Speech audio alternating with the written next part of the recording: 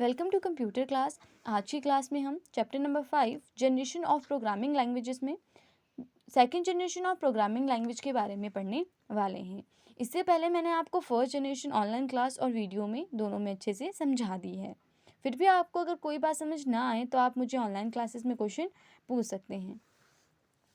Second generation of programming language है assembly language. यह भी एक प्रोग्रामिंग लैंग्वेज होती है। प्रोग्रामिंग लैंग्वेज क्या है मैंने आपको पहले भी समझाया था।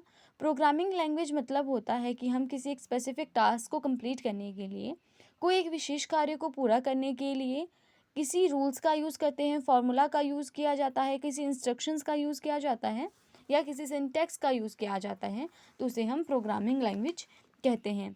यहाँ पर आपके पास सेकेंड जनरेशन कौन सी है? Assembly language. असेंबली लैंग्वेज भी एक लो लेवल लैंग्वेज होती है। कौन सी लैंग्वेज? Low level language. इसमें भी हमें हार्डवेयर की बहुत ज़्यादा रिक्वायरमेंट होती थी, मतलब हार्डवेयर की बहुत ज़्यादा ज़रूरत होती थी।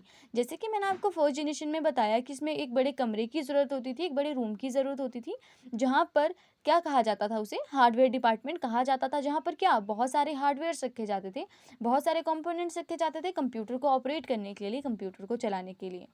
वैसे ही सेकंड जनरेशन में भी सेम ऐसा ही होता था लगभग। उसमें भी बहुत बड़े बड़े हार्डवेयर्स की ज़रूरत होती थी और उसके लिए भी एक क्या स्पेसिफिक व्यक्ति की ज़रूरत होती थी, एक जो अपने काम में निपुण हो, उस व्यक्ति की इसमें ज़रूरत होती थी। मतलब एक प्रोफेशनल व्यक्ति की ज़रूरत होती थी हमारी सेकंड जनरेशन में भी।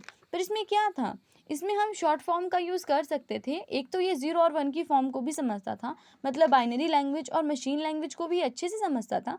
बट इसमें हम शॉर्ट फॉर्म का यूज़ भी कर सकते थे। जैसे एल का शॉर्ट फॉर्म हम कर देते हैं, अगर हमें लोड करना है तो हम एल लिख देते थे, ऐड करना हो तो ए, ब्रांच का लिखना हो तो बी, सी लिखना हो तो कंपेयर। मतलब इस तरह हम इसमें शॉर्ट फॉर्म का भी यूज़ कर सकते थे। और इसमें इंस्ट्रक्शंस देने के लिए, मतलब आदेशों को देने के लिए हम सिंबल्स का यूज़ भी करते थे। सिंबल्स आपके कौन से होते हैं? जैसे comma, full stop, is equal to, इस तरह चीज़ों का यूज़ भी इसमें किया जाने लगा था। कौन सी? आपकी असेंबली लैंग्वेज में। असेंबली लैंग्वेज कौन सी लैंग्वेज है? आपकी सेकेंड जनरेशन ऑफ कंप्यूटर की लैंग्वेज है। जिस तरह आप इस फोटो में देख रहे हो, इसमें क्या है, जो हमारी फर्स्ट जनरेशन ऑफ कंप्यूटर है उससे तो ये थोड़ा छोटा है, बट ये फिर भी काफ़ी बड़ा है, मतलब एक अलमारी जितना तो ये लग ही रहा है। इसे चलाने के लिए क्या एक प्रोफेशनल व्यक्ति की ज़रूरत होती थी, जैसे कि हमें फर्स्ट जनरेशन के कंप्यूटर को ऑपरेट करने के लिए एक प्रोफेशनल व्यक्ति की ज़रूरत होती थी।